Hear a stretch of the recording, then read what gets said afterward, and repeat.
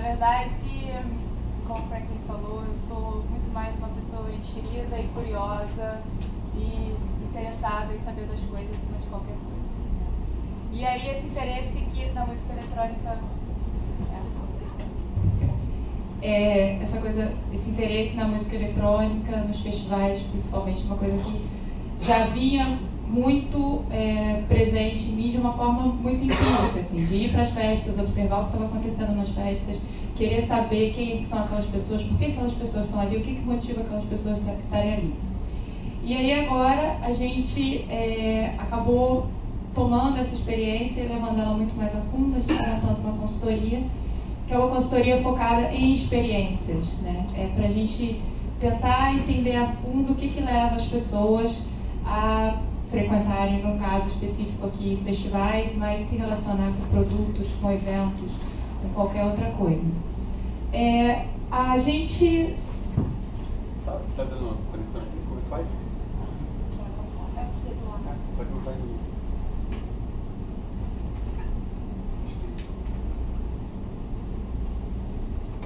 Bem, vou começar a contar então um pouco para vocês o que foi a história dessa pesquisa e como é que a gente resolveu delinear essa pesquisa. Na verdade, toda pesquisa ela vai ser muito, suas respostas vão ser muito dependentes do que efetivamente a gente está focando, o que a gente está olhando. Então sempre a gente tem que ter muito cuidado onde que a gente está procurando as nossas respostas, né? E quando a gente começou a pensar sobre festivais de música no Brasil, o nosso foco aqui, vocês vão ver, nem vai ser exclusivamente em música eletrônica. A gente olhou para festivais de música no Brasil, né? Então a primeira coisa que a gente tinha era um cenário muito desconhecido, até de certa forma, porque você conversa com as pessoas, todo mundo, eu já fui ao Rock in Rio, eu já fui ao Lola, Experience e tal. Mas a gente não tinha uma real magnitude, uma real dimensão desses festivais em termos de qual o impacto que aquilo estava efetivamente tendo na experiência pessoal das pessoas que frequentavam esses eventos. Então a gente... pode passar, por favor. Volta. Pode voltar para o banco? É ele ou você que está passando? Ele está passando aí. Eu estou passando? Peraí. Mais um, por favor. Ele está indo. Acho que eu passo. Deixa ele passar. Acho mais fácil você passar. Então, na verdade, a gente chamou essa pesquisa de People of Tomorrow. Depois o Mal, acho que ele pode falar um pouquinho melhor sobre isso. Como o Tomorrowland se refere aos seus frequentadores.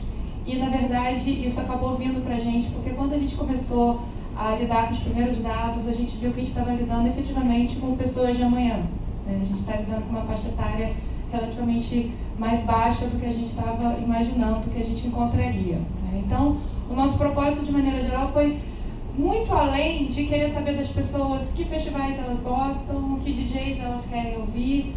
Muito além disso, a gente queria efetivamente ir a fundo na experiência dessas pessoas, o que é para essas pessoas em um festival de música, como elas se sentem, o que elas se sentem, o que elas sentem desde o início da experiência, que é quando o festival é anunciado, até quando elas assistem o vídeo pós-festival, né? Como que é todo esse processo na vida das pessoas e como é que a gente pode conectar isso com o que está acontecendo, ou no mercado, ou no próprio comportamento desse novo grupo de pessoas. Próximo, por favor. Vou falar rapidamente do nosso método que a gente usou, porque isso é muito importante para a gente situar depois os resultados, né? Porque às vezes vocês vão poder falar, mas não é efetivamente esse público que está no festival, ou não é esse público que está indo no meu festival, não é essa faixa etária e tudo. Então eu vou falar um pouco dos métodos para vocês se situarem no que especificamente a gente está fazendo. Então a primeira etapa, que o Frank falou que é um processo que tem sido relativamente longo, a gente fez uma análise de cenário, que seria tipo uma desk research, para a gente tentar entender quais são os festivais no Brasil, quais são as propostas de valores desses festivais, qual o público, qual a inserção desses festivais em redes sociais. E aí, no caso, a gente acabou focando muito o nosso trabalho no Facebook, porque a inserção é muito maior do que qualquer outra rede social aqui no Brasil. Então, a gente fez uma análise bem completa desses festivais, para aí sim a gente poder escolher que festivais a gente tomaria como o nosso foco de trabalho, que público a gente focaria, né? Então a gente fez um estudo bem completo desses festivais, que seria aquele primeiro momento ali que a gente analisou os cenários, e aí a gente foi afunilando isso partindo para as experiências. A gente queria fazer uma imersão nas pessoas e nas experiências dessas pessoas. Então como é que a gente fez isso? A gente fez de duas formas. A primeira delas foi via redes sociais, Facebook. Nós mapeamos os festivais que a gente selecionou. Nós utilizamos ferramentas para tentar para conhecer quem são as pessoas mais ativas dentro dessas redes sociais. Então, assim, quem são os fãs mais participativos dentro da página do Facebook, do Rock in Rio? Quem são os fãs mais participativos dentro da página da Experience? Tá? A gente não tem acesso a todos os dados, as métricas do Facebook dessas páginas, porque isso é dos administradores. Mas a gente consegue ter acesso aos perfis mais influentes. E a gente entendeu que era importante saber com quem efetivamente você estava falando nas redes sociais, né? Então a gente fez uma imersão muito profunda nesses perfis. A gente analisou mais de 50 perfis de frequentadores de festivais brasileiros, analisando desde faixa etária, localização geográfica, qual o nível de envolvimento que eles têm, o grau de número de amigos que ele tem, quantos seguidores eles têm, quais os likes que eles têm, né? Aqui eu não vou entrar na discussão do que leva uma pessoa a clicar no botão like ou não, né? Mas isso nos dá um indicativo de que marcas, que artistas, que festivais estão de alguma forma ou de outra falando com essas pessoas, né? Então a gente listou todos os likes relacionados a música, a artistas, a festivais, a marcas que se relacionam a festivais. A segunda fase desse processo de imersão foi uma entrevista aprofundada com jovens que a gente achava que se enquadravam dentro desses perfis. Então a gente passou mais de 10 horas batendo papo, conversando, trocando ideia, entrevistas individuais com várias pessoas que já frequentaram vários festivais no Brasil e tinha essa ideia de um comparativo, né? Como que é isso nesse festival, como que é isso nesse, o que eu acho legal, o que eu não acho, como que eu me sinto, né? Pra gente ir a fundo nessas experiências. E agora a gente está nessa última fase, dentro de tudo isso que a gente encontrou, a gente está numa fase que a gente está chamando de expansão, que é o quê? É a gente pegar essas informações que já são bastante, a gente já tem um volume grande de informação, como é que a gente pode levar isso para um número muito maior? Então a gente, com base no que a gente já encontrou nessas duas fases de imersão, a gente criou um questionário onde a gente pudesse detalhar algumas coisas que são dados mais relacionados a dados mais objetivos, mais quantitativos, não relacionados à experiência por si só. E aí a gente colocou hoje de manhã online um questionário, eu vou depois passar o link para vocês, gostaria de pedir, por favor, que vocês respondam, divulguem para as pessoas. É importante para a gente ter essas métricas mais ajustadas nesses resultados. Então a ideia é essa, é conhecer, imergir e depois a gente buscar expandir isso para um número maior de pessoas. Tudo isso a gente o tempo todo vai mesclando com insights, com ideias que a gente está tendo e tentando linkar o que o jovem brasileiro está pensando e como que a gente contextualiza isso num conceito global. O que está acontecendo no mundo, o que está acontecendo nos festivais do mundo, como que a gente está absorvendo isso, como que a gente está entendendo isso aqui. Então, nesse primeiro, são as pessoas que a gente conversou, a gente tem aí jovens de 18 a 26 anos que frequentaram festivais, bastante festivais fora do Brasil, alguns que nunca foram, mas que têm um sonho, têm um desejo, têm um ideal de festival. Então foi muito legal a gente também conversar com essas pessoas. Então o que a gente vai falar é um pouco baseado no que essas pessoas falaram pra gente, mais esses perfis que a gente analisou no Facebook. Tá? Próximo, por favor. Próximo. Então, nesse primeiro momento do cenário, a gente fez um estudo mais numérico e objetivo dos que a gente chamou de festival, mas no final das contas é engraçado porque nas próprias entrevistas a gente conversou e as pessoas falaram: ah, mas isso aí não é um festival, não. Aí eu, poxa, mas qual que é a sua percepção? O que pra você é um festival? E era muito recorrente assim: festival tem que ter mais de um dia. Se não é mais de um dia, não é festival, é uma festa. né? É a impressão que as pessoas têm dos eventos. Então a gente tentou, esses quadros eles representam o tamanho em termos de público, médio por noite ou por dia do evento, e o número de fãs no Facebook. Né? Então só de olhar isso aí a gente já tem uma ideia da magnitude de tamanhos e que a gente tem nesses festivais. As cores são os estilos musicais que a gente tentou separar para a gente ter uma ideia de onde que está cada um deles aí. E aí, quando a gente tinha isso em mãos, né, esses primeiros dados, a gente efetivamente escolheu, porque a gente não tinha como trabalhar com todos esses festivais, até porque muitos públicos se sobrepõem, né, entre eles. Então a gente quis escolher alguns que a gente pudesse dar mais ênfase a esses festivais. Então os que a gente escolheu, pode passar por favor, foi o Rock in Rio, né, que é pela magnitude, é o maior festival que a gente tem no Brasil, um dos maiores festivais do mundo, né? Pela maneira como o festival é feito, a relação, pois o Mal e o Frank podem falar um pouco melhor sobre isso. É sem julgamento de valores, tá? Se a gente gosta, não gosta, se a gente gosta do tipo de som que toca ou que não gosta, se é música eletrônica, se não é música eletrônica.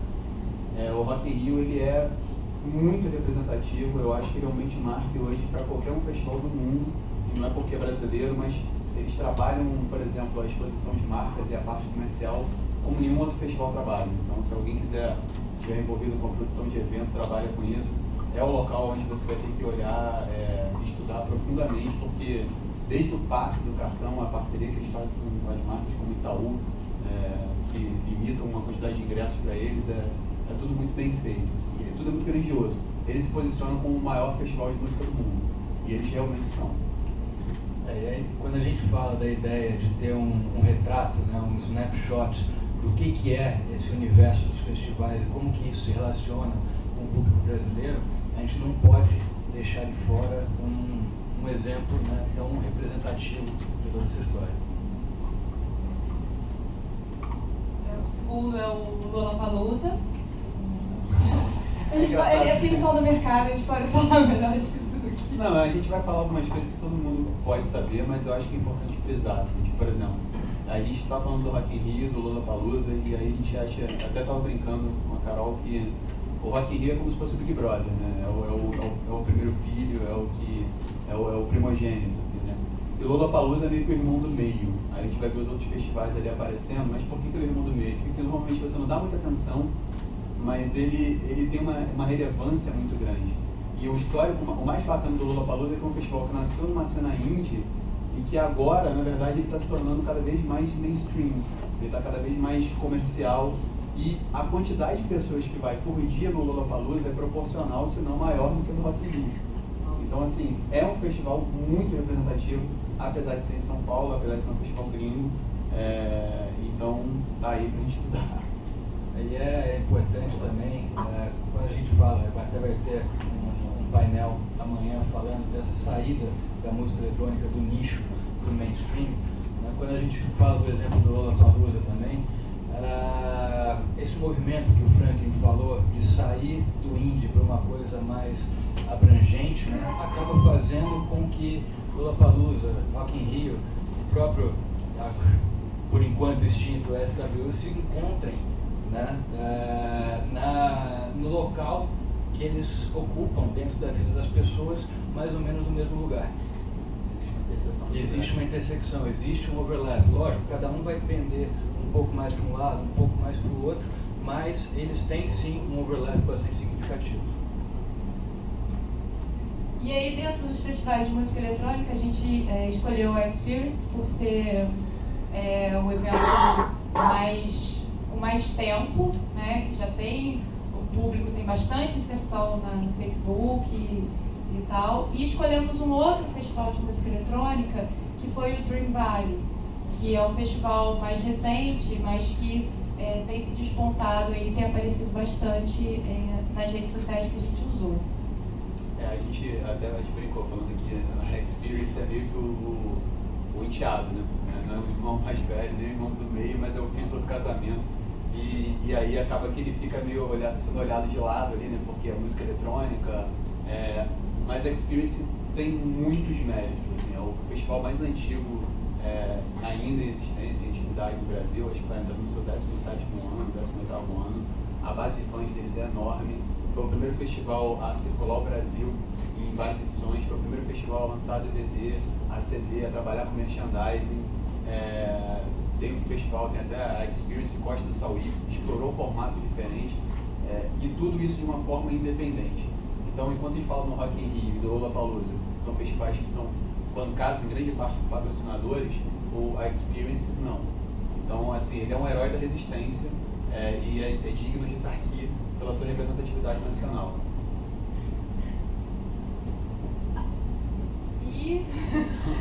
E aí, o Tomorrowland, por que o Tomorrowland tem? O Mal pode falar para vocês melhor sobre isso, mas o Tomorrowland é um festival que foi para a gente uma grande surpresa, porque quando a gente começa a buscar, quando a gente começou a fazer o trabalho nas redes sociais, quando a gente começou a conversar com as pessoas, o Tomorrowland era um dos festivais mais recorrentes, não só o festival internacional mais recorrente, mas era um festival muito recorrente na fala das pessoas. A gente tem um grande número de pessoas que nunca foi uma Experience, nunca foi num festival de música eletrônica e tem um sonho de vida que é ir para o Tomorrowland. Então a gente acabou conversando com o Mal e eu acho que ele pode falar um pouco melhor sobre o Tomorrowland. Bom, fora essa força que a marca demonstrou ter aqui no país, é impressionante também a forma como o Brasil está presente dentro dessa história do Tomorrowland. Hoje a base de fãs brasileira é a maior do mundo no Facebook. A gente tem mais de 600 mil fãs brasileiros dentro da página oficial do Tomorrowland no Facebook.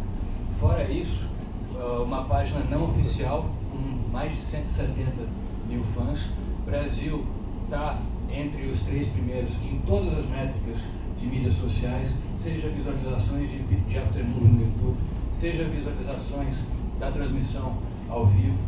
Então, assim, a gente realmente ficou espantado, né, com como isso acabou entrando no imaginário das pessoas, e a imensa maioria delas nunca esteve presente no evento, né? Apesar de no ano passado a gente ter tido quase 4 mil pessoas do Brasil que foram para lá. Então acabou não sendo um foco do estudo, mas que acabou entrando nessa história por causa disso. E aí a gente ficou super curioso, porque a gente queria saber o que essas pessoas têm e querem tanto desse festival que elas nunca viram na vida, né? Então, aí o que a gente fez nesse primeiro momento, que eu vou começar a mostrar esses dados para vocês? Tenham isso em mente, por favor. A gente pegou perfis, as pessoas mais participativas na fanpage do Rock in Rio, do Lola, da Experience, do Dream Valley. E existe no Brasil uma página não oficial, que é a Tomorrowland Brasil, que é uma página criada por um fã. E essa página já tem mais de 170 mil pessoas. Então a gente usou essa página como uma base de referência para a gente, para esse possível público do Tomorrowland. Tá? Pode passar mais um, por favor. Então, só para vocês terem uma ideia, em termos de faixa etária, que era um dado bem básico, que primeiro sai para a gente, de maneira geral a gente tem um público, óbvio, né, numa faixa de 18 a 26 anos mais ou menos, mais presente, mas se vocês olharem aqui o círculozinho que representa o Tomorrowland, a gente ficou surpreso de encontrar uma grande inserção de pessoas muito jovens curtindo e sendo muito participativa nessas páginas. A gente está falando aqui de gente de 15 anos, de 16 anos, de meninas que o sonho não é mais ir para a Disney, é ir para o Tomorrowland. Pessoas que estão contando os dias para elas fazerem 18 anos, para elas poderem finalmente ir no Tomorrowland. Isso é bizarro. Isso é muito bizarro, porque a gente foi conversar com as pessoas, entrevistar as pessoas, descobrimos uma matinê em São Paulo de música eletrônica, que só serve Guaraná e Coca-Cola, que a galera escuta Avicii, escuta todos os top 10 agora da DJ Mag. E esse é o público que a gente chama de People of Tomorrow. E é por isso que a gente fala assim, cara, a gente tem que estar na RMC para poder falar sobre isso. Porque, na verdade, quando a gente começou a fazer essa pesquisa, foi uma coisa muito louca. Eu falei assim, cara, eu acho que a música eletrônica no Brasil talvez esteja inquieta, sabe? E aí a gente quebra a cara. E essa pesquisa são as melhores pesquisas, quando você vê uma massa enorme de pessoas que nunca foram no festival, nem conhecem, e frequentam essa cena que eu frequentei, que ela frequentou, e o Mal também, que estão ansiosas para poder participar de um mercado que está, e assim, prestes a explodir. Eu acho que é importante, a gente vai voltar a falar disso depois, quando a gente falar um pouco mais de alguns aspectos mais que se ligam ao emocional dessas pessoas, mas eu queria que a gente pensasse aqui que a gente está falando com uma geração que alguns especialistas chamam de os millennials, a geração Y, né, e agora mais a geração Z. A gente está falando de uma geração que ela cresceu com a internet, né, ela cresceu jogando videogame, ela cresceu vendo filmes com muitos efeitos especiais, né, ela cresceu nesse mundo de fantasia muito presente no dia a dia delas. A gente está falando de uma geração que está buscando muito propósito nas coisas que está fazendo, né? Toda essa movimentação de empreendedorismo, das pessoas criarem seu próprio negócio, trabalhar com o que acredita, a própria relação que as marcas estão finalmente tentando ter com essas pessoas de transparência, de propósito do produto. Então eu acho que isso, no final da história, quando a gente linka isso tudo ao que essas pessoas estão buscando, estão acreditando, a gente consegue entender um pouco mais essa questão da fantasia, né, de um festival como esse está impactando tantas pessoas. A gente vai tentar mostrar isso um pouco mais ao longo da apresentação, mas ter um pouco isso em mente, dessa questão da idade, que é muito importante para a gente entender isso. Eu acho que vale dizer também que esse ponto da fantasia a gente vê também como um dos motivos, né, para o Dream Valley, por exemplo, está ocupando o espaço que está ocupando, a relevância que o evento tem no sul do Brasil, principalmente, e para uma retomada de crescimento da Experience, né, que passou a investir mais em toda a parte cenográfica, no storytelling do evento, né? Então, esse novo crescimento da música eletrônica a gente vê muito ligado a essa história da fantasia, né, de um mundo melhor, um mundo ideal que as pessoas encontram nesses eventos. É legal também só afirmar que comparar o Rock in Rio com o Lollapalooza, né, em termos de público. Para que o Rock in Rio ele é um público mais velho. Aqui assim, a gente está falando de uma amostragem pequena, mas a gente teve, do Tomorrowland a gente usou a página, a gente teve acesso à métrica da página do Facebook, que aí você tem mais de 70 mil pessoas, e a faixa etária bateu justamente com o que a gente encontrou nesse mostrar o pequeno. Uma outra coisa que a gente usou, a gente não está mostrando aqui, mas só para dizer que esse dado ele tem uma certa relevância sim, que a gente foi no Google Trends, uma ferramenta do Google, que a gente consegue mapear as palavras, onde que elas foram buscadas, né, e por que elas foram buscadas. Então esse dado, você pode passar, por favor? Eu vou falar depois da distribuição geográfica, eu volto a falar do Google Trends. Uma outra coisa que chamou muito a atenção da gente é com relação ao sexo das pessoas que estão mais presentes nas redes sociais, nesses festivais de música. A gente está basicamente falando e tendo respostas de meninos, né? Se vocês derem uma olhada ali, a participação masculina ela é absurdamente maior do que a participação feminina. Não é que não tem meninas no Facebook, não é isso. A gente está falando aqui de quem está engajado, quem está discutindo, quem está conversando, quem está trocando ideias são basicamente os meninos. A gente achou isso muito curioso para todos os festivais, né? Talvez um pouquinho menos para o Lollapalooza, porque a gente fala que a galera indie tem muita menina que participa também. Vamos botar assim. Você pode passar mais um pouco? Esse que eu queria falar. De onde que está vindo esses acessos, né? Onde que essas pessoas que estão comentando, onde que elas estão? E esses dados, a gente bateu eles com os dados do Google Trends, que é onde as palavras Rock in Rio, Tomorrowland e todas elas estão sendo mais procuradas no Brasil, né?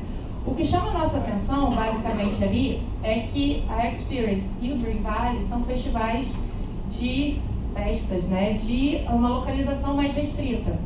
Na Experience, basicamente, a gente encontra o público do interior de São Paulo, na rede social, tá?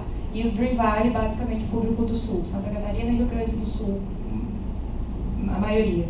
Mas, quando a gente olha, por exemplo, o público que está falando do Tomorrowland nas redes sociais, é mais disperso do que o público que está falando do Rock in Rio, né? Então a gente ficou muito surpreso, a gente tem uma grande inserção de fãs do Tomorrowland no Pará, em Rondônia, Roraima.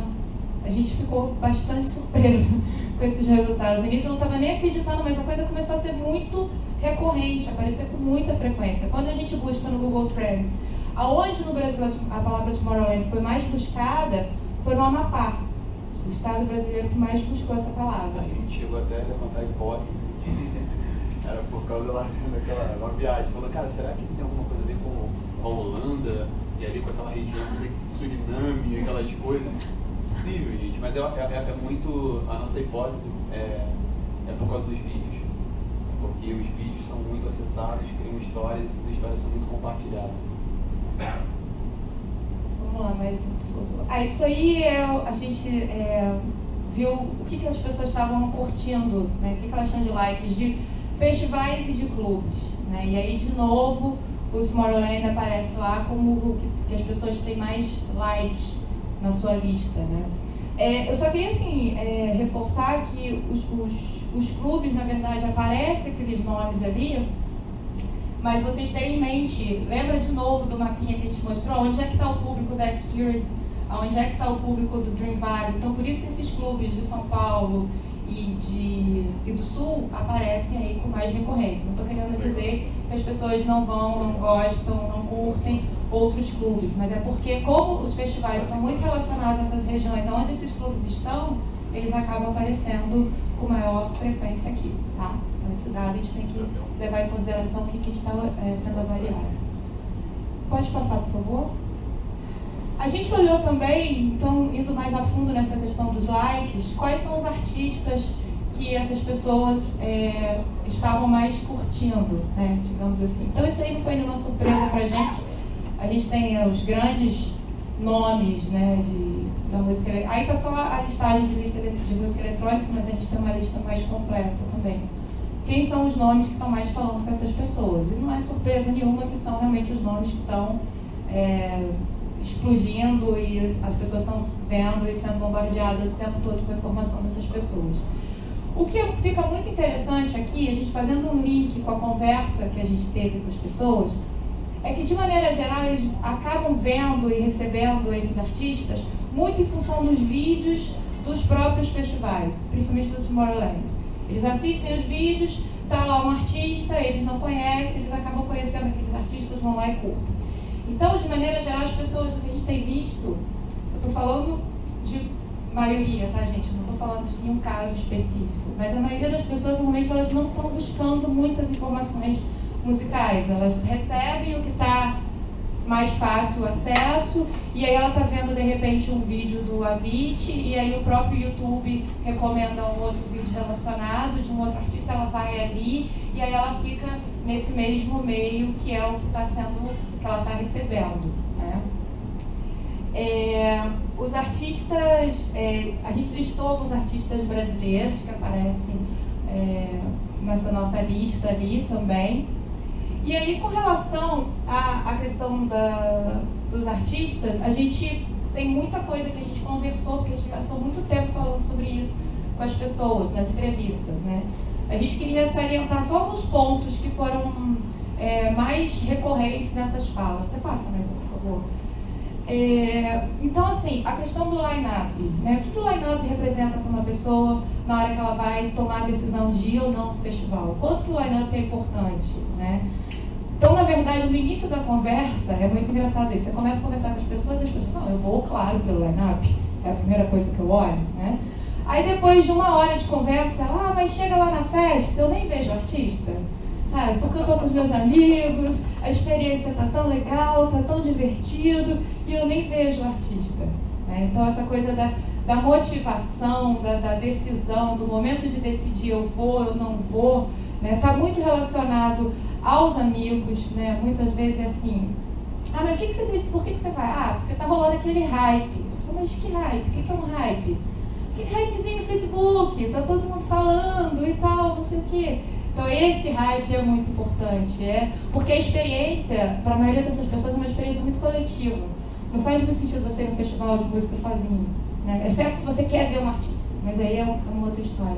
É essa coisa de todo mundo junto e a galera, e se combinar antes, se encontrar antes e ir junto. Então todo esse processo da experiência é muito interessante de ver como isso é colocado. E eu acho que os artistas até contribuem quando eles entram em coletivo também. Você vai ver o David Guetta sozinho no Rio Centro, é uma coisa. Mas se você vai numa festa e você vê o Guetta, o Steve Aoki e o Avicii junto, já é um festival. Né? Não por ser mais de um dia, mas já é uma coisa que movimenta um hype de uma galera que conhece esses artistas, eles falam uns com os outros e acabam atraindo mais pessoas. E aí também vale o custo, né? As pessoas falam, eu não acho caro um ingresso que eu pague para eu ver 10, 15 artistas, mas normalmente é o mesmo preço do ingresso que você tem para ir num show só do Guetta. Aí eu acho caro, né? Então isso aparece muito nas falas, assim. A questão do nacional e estrangeiro também é muito interessante isso, que a gente acaba vendo os nomes gringos muito mais citados, alguns nomes brasileiros que aparecem ali, e aí perguntando às pessoas como é que é essa relação do line-up, artistas nacionais, artistas estrangeiros. Então assim, artista nacional todo mundo acha que tem que ter, principalmente nos festivais grandes, é importante, elas sentem orgulho de ver, tem que ter o artista nacional. Mas na hora de assistir o artista nacional, elas preferem ver o gringo, por causa da oportunidade, porque o nacional eles veem todo dia, todo final de semana no clube, perto de casa, mas eles têm que estar no line-up. As pessoas se sentem meio traídas se não tiver artistas nacionais no line-up. Outra coisa, não, volta por favor, que eu não estou conseguindo enxergar. Tem essa coisa dos grandes nomes, que é o que aparece ali, são sempre os grandes nomes de DJs que aparecem inicialmente, mas as pessoas também, elas estão muito focadas nos nichos, né? Se a gente for pensar, todo mundo que a gente conversa sobre o festival, vem a história assim, mas é legal ter várias outras tendas, né? É legal estar tocando Guetta no palco principal, mas eu ter a opção de poder ver outras coisas, eu ter a opção de conhecer, isso apareceu muito também. O festival, como até algumas pessoas fizeram uma analogia, o festival hoje ele tem um papel de mostrar coisas novas pra gente também. Então essa coisa do inédito e do que é conhecido, as pessoas vão pro festival com a ânsia de querer serem surpreendidas também, de conhecer coisas novas ali. E aí se destaca um ponto do Lollapalooza, que um dos entrevistados falou com a gente que achava que a localização das pistas era uma das coisas mais legais do festival, porque eles descobriam muitos artistas de música eletrônica porque era a tenda que ficava na passagem entre um palco e outro. Quando acabava um show, começava o outro, acabava esbarrando lá e falava, conheci esse artista assim. E isso também mostra uma carência, um desejo do público de ter muitos espaços espalhados no evento, de ter uma preocupação muito grande onde esses espaços estão localizados para que eles sejam surpreendidos, para que eles estejam passando um lugar e olhem e falem assim, caramba, que som legal, vou ficar aqui um tempinho. E aí ele se torna fã daquele cara, ele começa a falar com outras pessoas e daqui a pouco esse cara se torna uma beat. É meio que por aí. Essa coisa do trânsito, a gente perguntou muito isso também. As pessoas falam muito isso, de que alguns festivais conseguem fazer com que o trânsito entre as pistas ele flua melhor. E aí você não tem a sensação de que o festival está muito cheio. Ao passo que às vezes festivais muito pequenos, eles se embananam com as pistas e as pessoas ficam com aquela sensação de que está muito cheio. Então, pode parecer que não, mas tem gente que está percebendo isso também, que está indo e está prestando atenção nessas coisas. E a questão também que apareceu muito, como a gente falou com pessoas muito relativamente novas, muito claro o que é a galera nova e o que é a galera das antigas, né? Uma coisa interessante que eu estava até comentando ontem, é que essas pessoas, de maneira geral, elas não têm um conhecimento muito aprofundado de música eletrônica, de clássicos, de origem, de gêneros musicais, né? A gente está falando com pessoas que estão ouvindo o que está acontecendo hoje. Essa distinção de techno, house, o que for, elas não estão muito se importando com isso. Essa distinção se um DJ está flertando muito com pop ou se está sendo mais underground, isso não aparece muito recorrente nessas falas, sabe? No final das contas, as pessoas estão entendendo tudo como música eletrônica e estão consumindo isso tudo como música eletrônica. Até 2 exemplos, né, que a gente viu também na pesquisa. E o Chemical Brothers para você? Quem? Não, para mim é o Daft Punk, né? E aí eu me lembro do primeiro RNC, que eu participei de um painel como mediador, falando sobre novas tendências na música eletrônica. E o Renato Lopes, ele falou, cara, pra mim a maior tendência é essa galera que tá escutando essa onda nova de Maximal, que até já capou, né, assim, teve um ápice depois que caiu, e que pra eles nasceram pós-Daft Punk. E o Renato Lopes falou, eu nasci pós-Kraftwerk. Então a minha referência de música eletrônica é Kraftwerk, a dessa galera da Daft Punk. E por mais que o Guetta apareça ali como primeiro lugar, o sonho de consumo deles é o Daft Punk. Né? O Daft Punk é o ícone e que assim, é tão representativo dessa geração e dessa cena que é o HBO Grammy, né, cara? É o primeiro banda de música eletrônica a levar tudo que é o prêmio do Grammy principal. É exatamente esse é o espírito do tempo. E aí, trazendo mais outro exemplo, no domingo passado a gente foi no Festival Box, uma festa da Wobble de trap, e aí eu tava com os amigos nossos, na nossa idade, assim, e o cara falou, o trap ele flerta ali, né, com o pop, né, ele é legal, mas ele passa ali no pop, sem julgamento de valor, essa galera não tá nem aí, tá cagando se é mainstream, se é underground, quem tem essa preocupação é uma outra geração. Eles querem se divertir. O Tiesto já é das antigas, tá, gente? Só para atualizar vocês aqui. O Tiesto já é considerado das antigas. O próximo, por favor.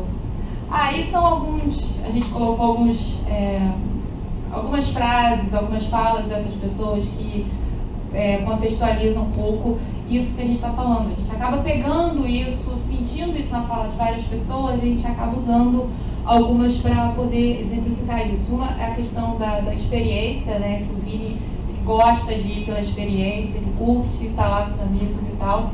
E é interessante essa coisa que o Kaique fala, dos artistas nacionais e os estrangeiros, né? Ele quer ver os nacionais, mas ele vai muito mais por oportunidade de ver uma coisa nova, que ele nem sempre vai estar podendo ver aqui, do que efetivamente ver o que ele conhece. Esse cara, quando falou de música eletrônica, ele falou, eu quero ver esses caras de música eletrônica, assim, o John Hopkins, eu não vou me lembrar exatamente quais nomes ele falou, o Taiko, mas ele falou só nome de música eletrônica que você não escutaria numa pista de dança.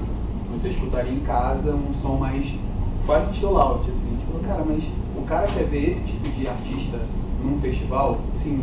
E aí quando você fala pra ele, mas qual o line-up dos sonhos do festival disso pra você? Só nada. Tem essa demanda sim de artistas que não são voltados para a pista, que são para você assistir e contemplar. É o próximo, por favor. Pode passar o próximo, por favor. A gente fez também uma análise das marcas que estavam se relacionando com essas pessoas. Esse primeiro slide são as marcas que mais apareceram nos likes desse grupo que está mais presente no Facebook. Então, eu acho que é muito uma coisa interessante da gente observar aí, é que, de maneira geral, a gente já acaba vendo algumas marcas que efetivamente já vêm se aparecendo, e vêm se apresentando, e vêm apoiando festivais. Né? Então, por exemplo, por que uma galera de 20 anos curte no seu Facebook o Itaú? Né? Não é porque é um banco legal, elas têm uma conta, elas são super bem tratadas, né? Não é por isso, é porque é uma marca que já está vindo falando com essas pessoas, né? A Heineken é disparada, é a marca que mais aparece, não só o Multishow ficou na frente, mas na conversa com as pessoas, a Heineken é mencionada por 100% das pessoas que a gente falou, como a marca mais presente nos festivais. Né? Então, talvez uma forma, eu vou até fazer uma propaganda aqui da matéria que o Mal escreveu para a DJ Mag, vocês podem ler, muito interessante, da House Mag. Uma forma de se medir a eficiência ou não dessas marcas, que ainda é confuso, complicado de fazer, mas isso aí nos dá um indicativo de que está impactando de alguma forma, sim. Né? O próximo slide, por favor. Uma outra forma que a gente está vendo como essas marcas estão impactando, isso aí são fotos do Instagram de pessoas que foram nos festivais e elas tiram fotos com as marcas. Né? E elas postam fotos com as marcas. Então, as marcas representam muito dessa experiência de estar no festival. Né? Então, de novo, a Heineken, ali vocês veem que a Heineken, todo mundo tira foto com a Heineken, porque a Heineken está o tempo todo lá. As pessoas tiram foto no pôster da Heineken, no carrinho de cerveja da Heineken, abraçado com o cara que vende a cerveja. Então, ela está lá o tempo todo e isso acaba aparecendo com muita frequência. As marcas, e aí eu falo um pouquinho por experiência de social media marketing mesmo. Elas, na verdade, elas viabilizam coisas que normalmente a galera não poderia ter sozinho. Então, o que significa isso? Elas entram como o amigo, sabe o amigo rico da galera, que chama a galera toda, bota aqui na van, vem aqui, vai assistir a festa de graça, Então, as marcas, elas viabilizam diversões, né? A roda gigante da Heineken sempre foi muito citada, né? Os brinquedos que eles patrocinam são muito citados. Então, isso aqui, na verdade, é até voltado bem para pessoas de marcas. Assim, se eu tiver alguém trabalhando nessa área que quiser patrocinar evento, obviamente tem que se pensar em não mais distribuir uma coisa, dar uma coisa que polui. Existe até uma preocupação que a gente vai falar um pouco mais adiante. Mas de você possibilitar uma coisa para a pessoa dentro daquele festival, dentro daquele ambiente, e que ela normalmente não teria. Que vai agregar e vai divertir mais. A gente conversou muito sobre essa questão de ações de marca com as pessoas para entender um pouco como que elas viam e como que elas se sentiam com relação a isso. Fato é, todo mundo adora um brinde. É a primeira coisa. Todo mundo é louco por um souvenir, quer ganhar alguma coisa e tal.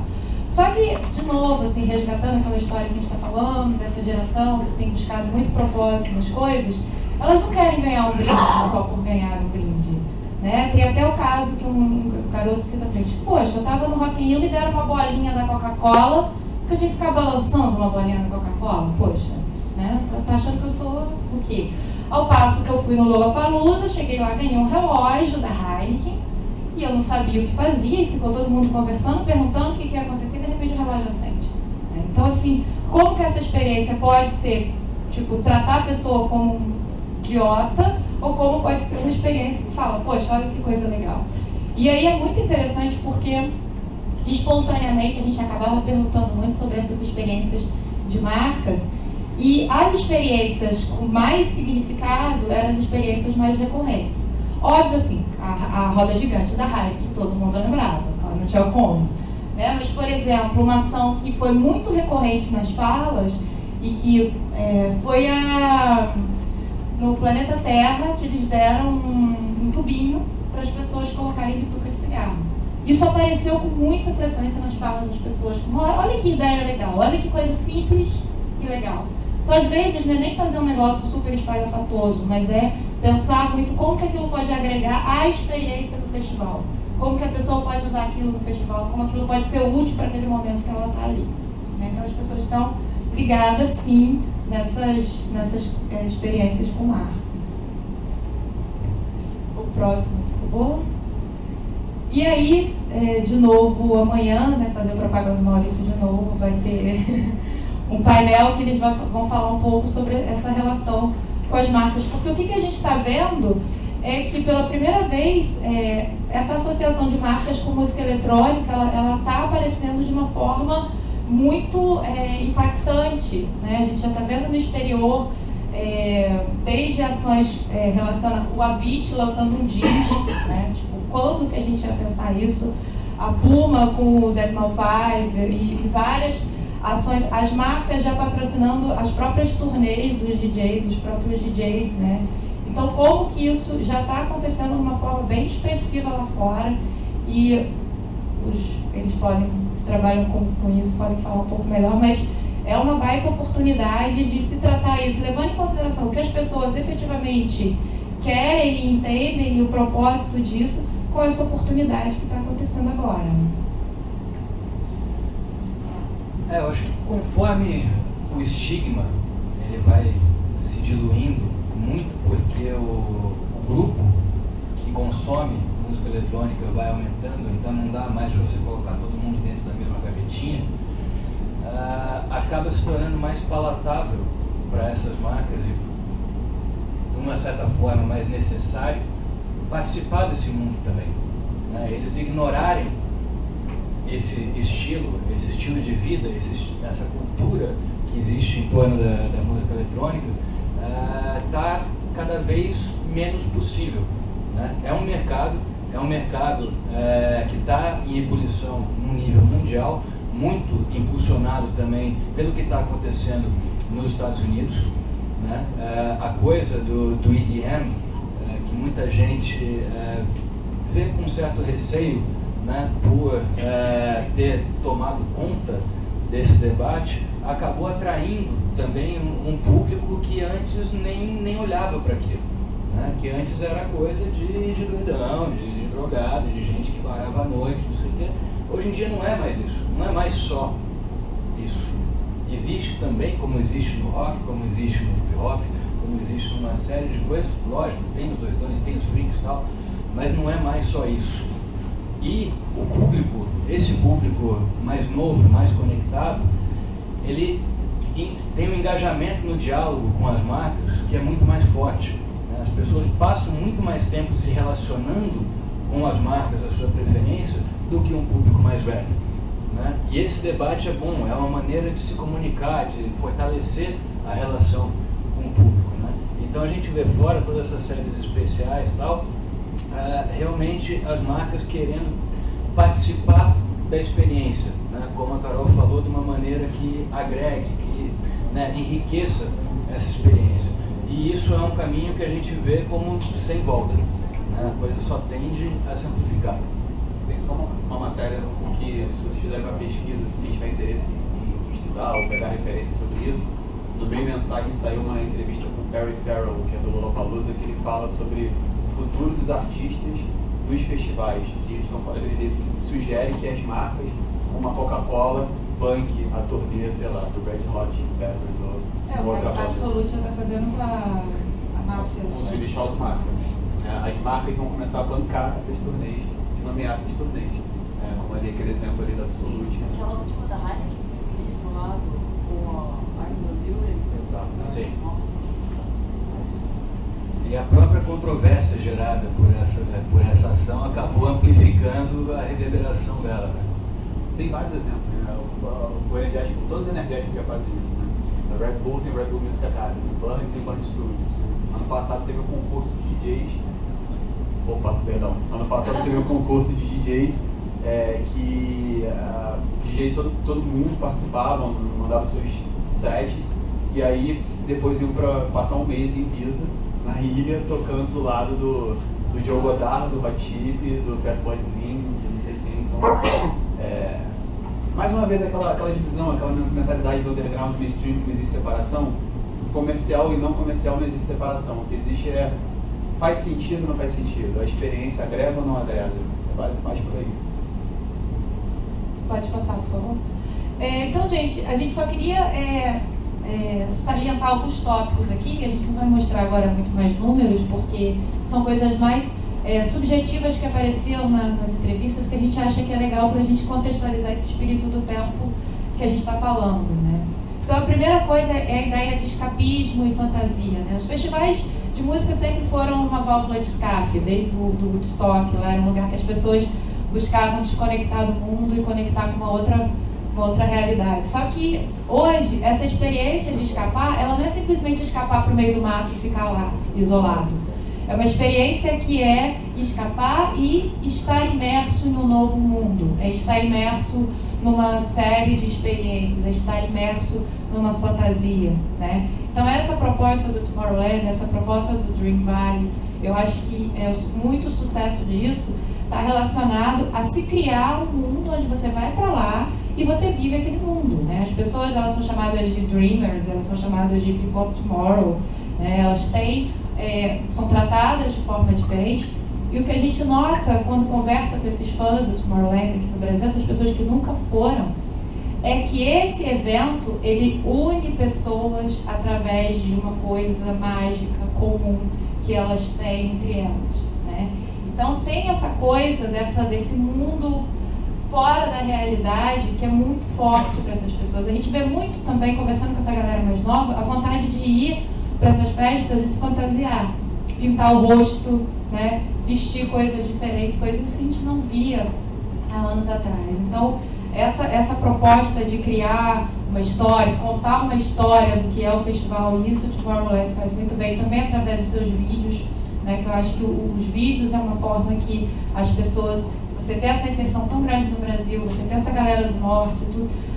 Eu conversei com uma menina que ela fica com o canal do Tomorrowland o dia inteiro ligado no computador dela, só assistindo o vídeo, ouvindo, né? Então isso tem um impacto muito grande. As pessoas adoram ir para os festivais e ter roda gigante, ter tobogã, ter bate-bate, ter parques. Eles amam isso, né?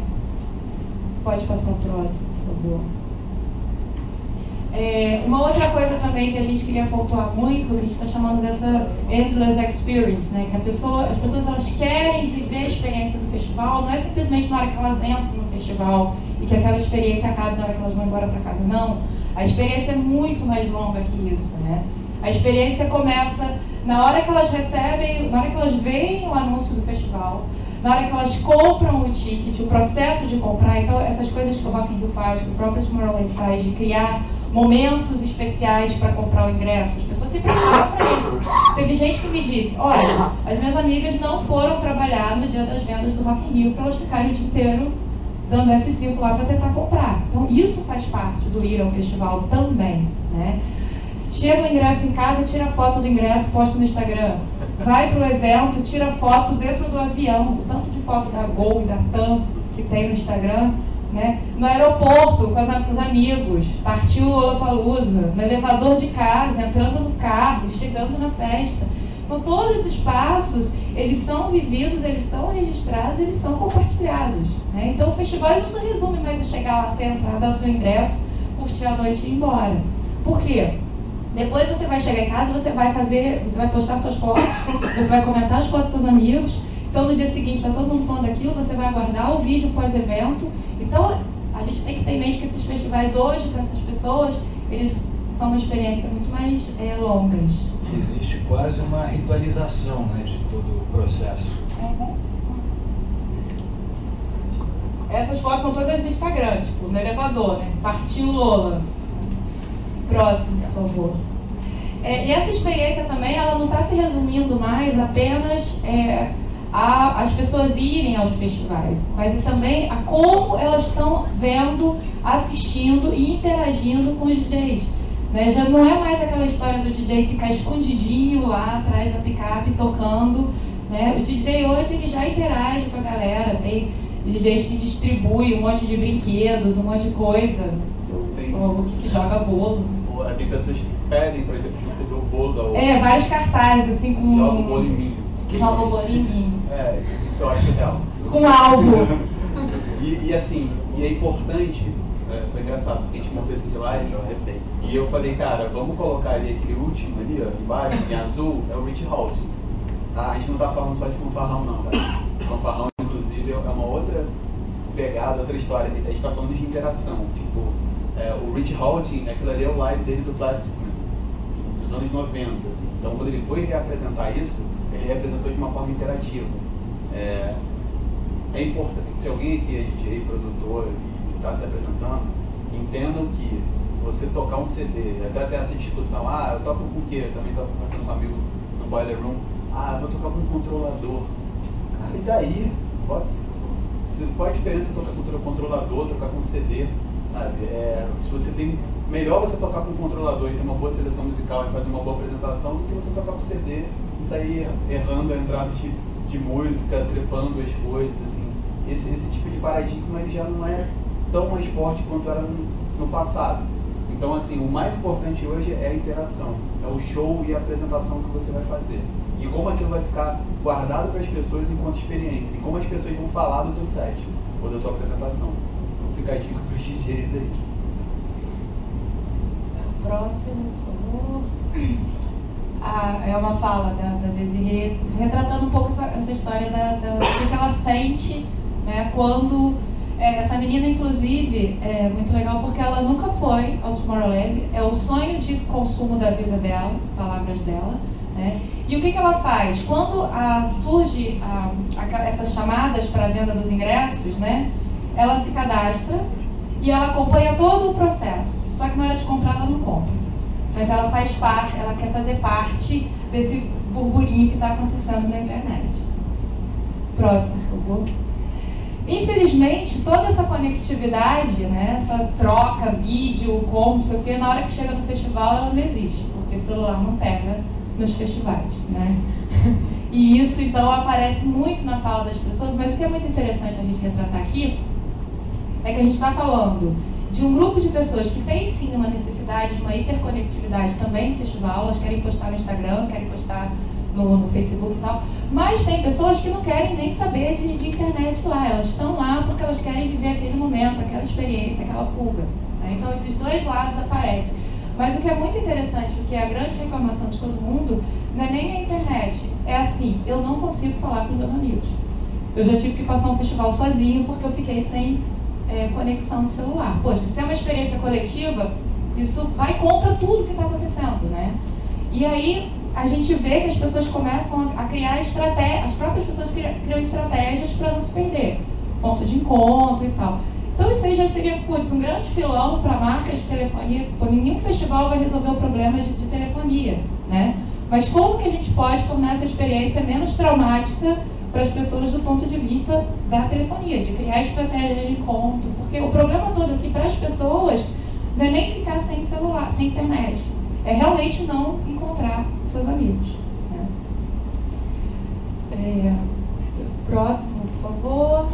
Eu acho que... e finalmente a gente queria falar um pouco sobre a questão da sustentabilidade, porque o único festival no Brasil que tem e que divulga, que tem um programa que está de acordo com as normas internacionais de festivais é o Rock in Rio, né? Ele controla a emissão de carbono, ele tem toda uma propaganda de coleta de lixo, e apesar do SWU ter vindo para o Brasil com essa fala, isso aparece muito frequente na conversa com todo mundo de que era o festival mais sujo que eles foram, né?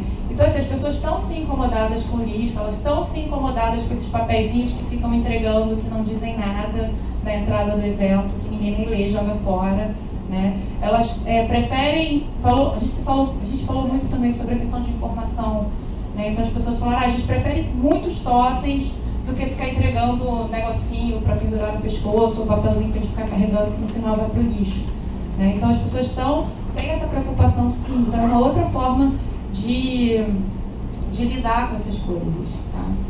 Na verdade, assim, a gente acabou conversando com essas pessoas, a gente tem uma lista infinita de coisas, a gente falou sobre comida, bebida, banheiro, sobre como se conecta, como compra ingresso, como vai, transporte, como fica, alojamento, a gente acabou conversando sobre muitas coisas. A gente escolheu esses tópicos aqui para falar hoje porque a gente achou que eram coisas bem marcantes e que são muito recorrentes nas falas das pessoas, né? Se vocês quiserem, depois a gente pode conversar um pouco mais sobre isso.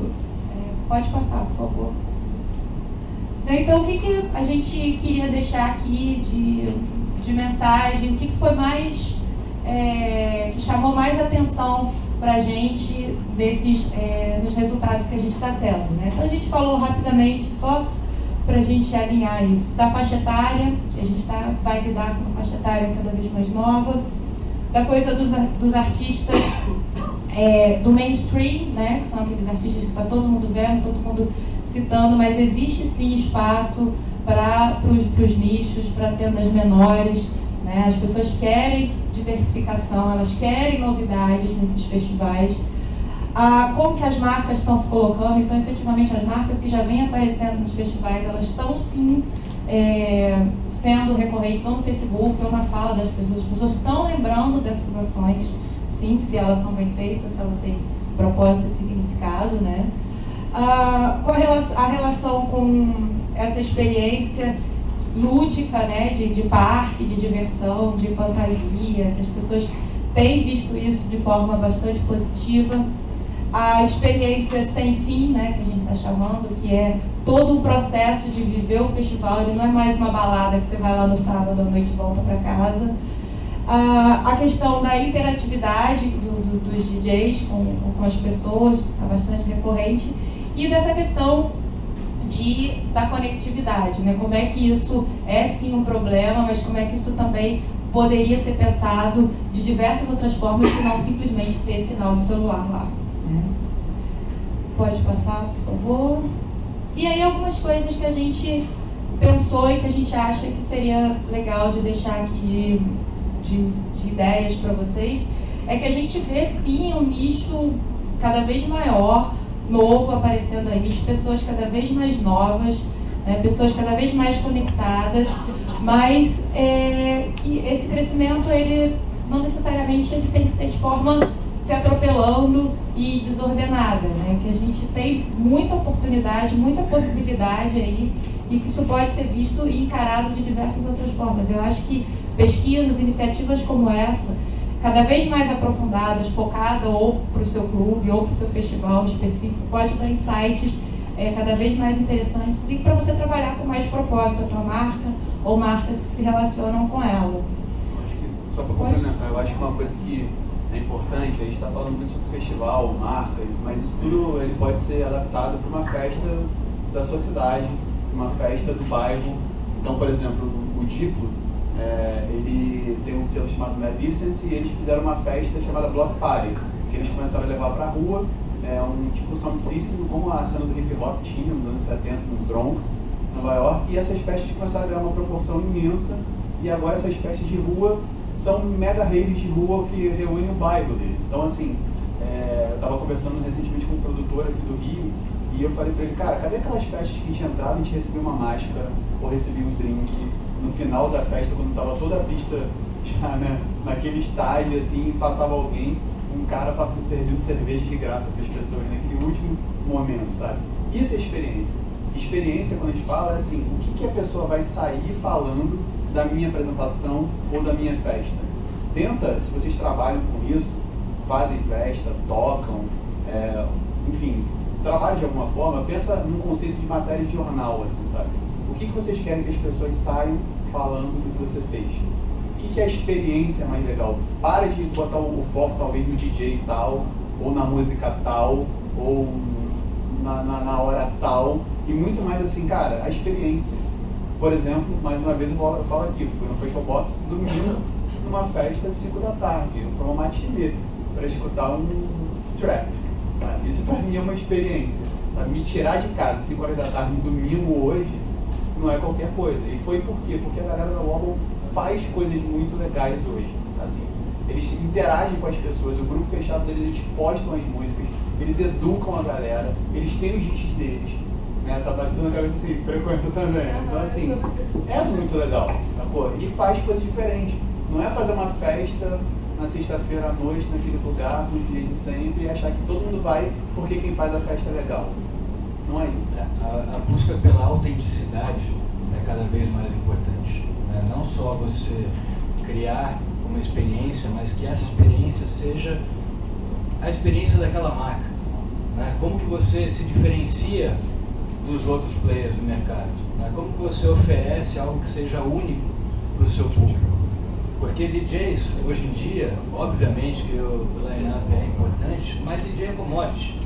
Né? DJ, se você tem dinheiro, você tem acesso às agências que todo mundo tem, você contrata. Né? Então, como que você pode dar aquele passo além? Tornar o seu evento algo que seja memorável, porque aquilo só acontece no seu evento. Isso é muito importante. Por exemplo, algumas coisas que eu lembro, assim, ao Planeta Terra. Ao Planeta Terra é um festival boutique, né? Festival boutique. Mas como assim festival boutique? Cara, aquele festival perfeitinho. Nada cheio, o banheiro sempre você consegue ir legal, a ação que o cara faz da marca lá do tubinho de guardadinho de cigarro é bacana, as apresentações são bacanas, todo o conceito é bacana. Né? Isso é muito legal. Aqui no Rio de Janeiro a gente tem vários exemplos de eventos que aconteceram isso. Então isso quer dizer que no primeiro ponto ali, ó, existe espaço e lacunas para ocupar. Só que esse espaço e lacuna não é através de... Pode até ser uma estratégia copycat, você pode até imitar o que o teu concorrente está fazendo, né? Imitar direitinho, a gente conhece alguns players aqui que fazem isso muito bem, e ter seus méritos com relação a isso. Mas, cara, procura se diferenciar, procura contar uma história, e o que a gente procurou apresentar nesses slides foram, assim, insights para que, se você trabalha com isso, como DJ, como produtor de um evento, você consiga se inspirar em alguma dessas coisas e aí adaptar para a tua produção, seja ela musical, seja ela de um evento. E a experiência única e impactante é exatamente isso. Você pode passar mais, por favor? E aí, pessoal? Não, você falou.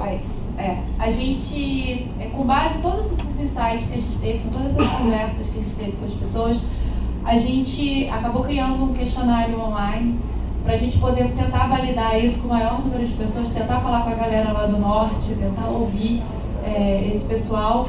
E aí esse questionário está hoje online, se vocês puderem passar lá, wearemana.com.br, responder, são 19 perguntas super fáceis, clica lá rapidinho, divulga para o amigo de vocês, porque eu acho que é muito importante a gente ter essa database, ter esses dados, porque isso pode direcionar a gente, ajudar a não tatear mais no escuro, ter algumas ideias e alguns posicionamentos. Então, quanto mais gente respondendo, mais robusto vão ser nossos dados. Então, a gente tem acesso a respostas?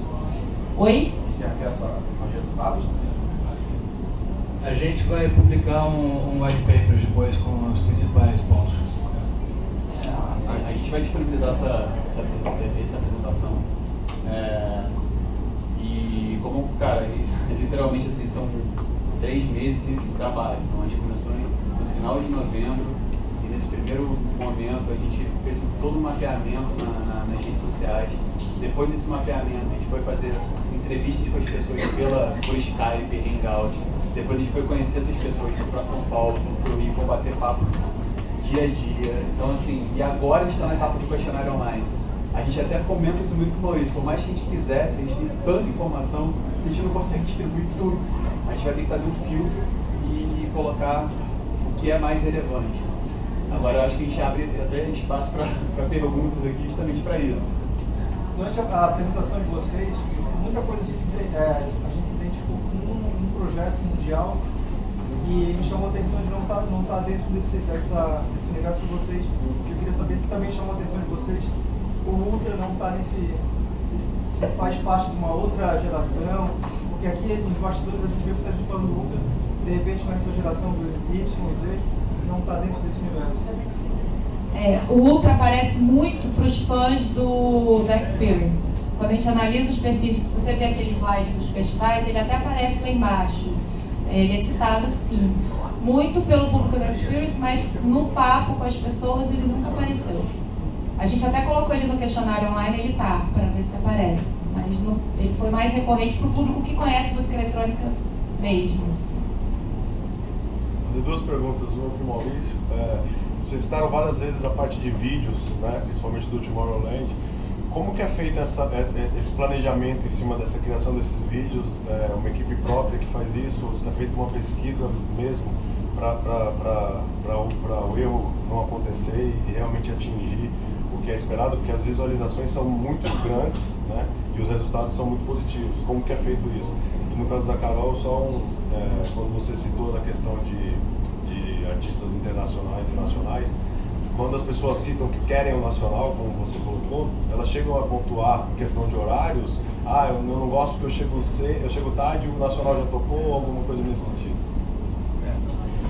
Bom, sobre os vídeos a gente tem, não uma equipe própria, mas a gente tem um parceiro que trabalha com a gente em âmbito global, né, e já está há muitos anos, né, nessa colaboração conosco. Então, assim, é um processo que ele não sai de cara, né? Tem erros que a cada ano a gente identifica e lacunas que não foram preenchidas que a gente busca preencher no ano seguinte. Então, o que acontece hoje é o resultado de um processo, né, de afinação e que a gente busca também com parceiros em diversas outras áreas. Porque essa magia que o Tomorrowland vem muito pelos vídeos. Exato. As pessoas nunca foram, então elas são absorvidas por esse contexto. Exato. Então, uma coisa que a gente prioriza sempre é escolher um parceiro que tenha a ver conosco, não só na questão do preço, né, mas que possa desenvolver um trabalho conjunto a médio e longo prazo, né, porque esse desenvolvimento da relação, como numa amizade, como num casamento, é muito importante e é longo, né? Então é o resultado disso. Acho que tem só mais uma coisinha também. A gente estudou a história do Tomorrowland e ver, se você pegar assim ano a ano, como é a curva de crescimento dele. É uma coisa mais ou menos assim.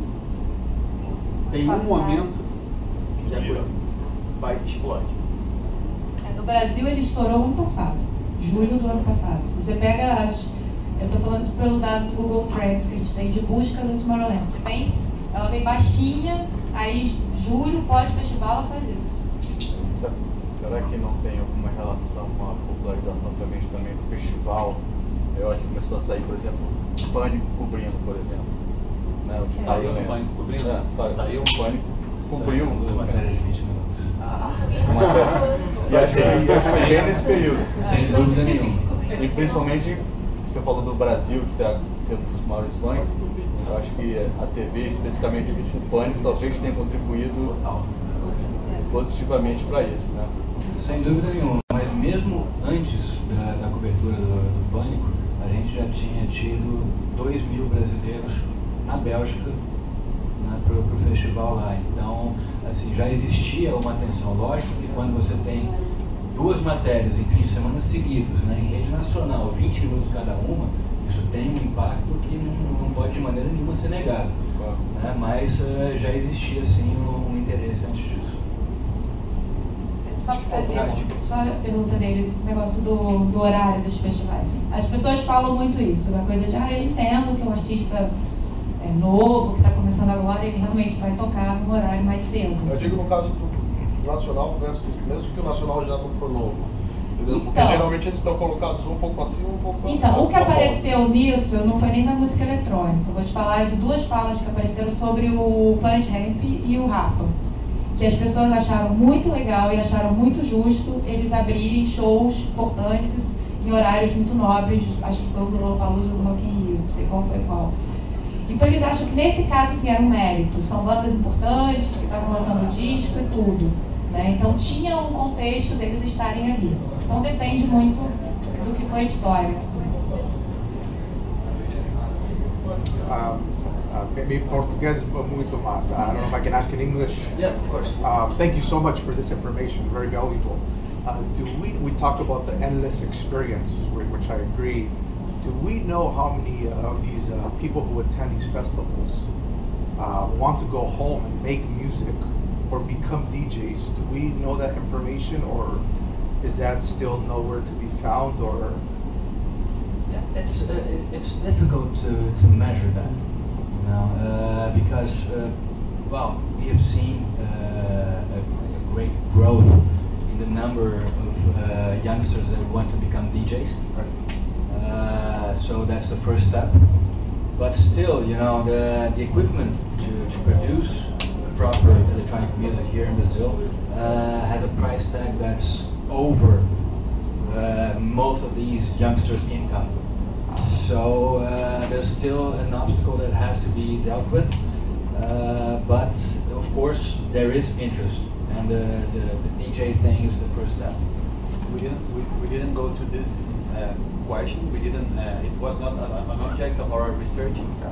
But one thing that I really believe is that as much channels you have to distribute, to promote your work, there will be more artists and young people who will use this and to get exposed. I think like Lady Gaga is the icon of this generation, right? Because she's like the queen of the YouTube. Like she managed this channel like no one else. I believe that as much more possibilities you have to promote this work, the better. The most people will get engaged and use this. Use a Vine, use Tumblr, use WhatsApp or Snapchat, maybe. I don't know. yes, thank you. Obrigado. Obrigado,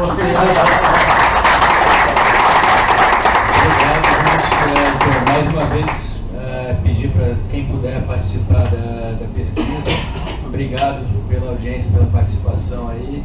A gente vai estar aqui por fora. Quem quiser conversar um pouco mais, a gente está aqui fora. Obrigado. Obrigado. Legal, parabéns. Carolina. Obrigada.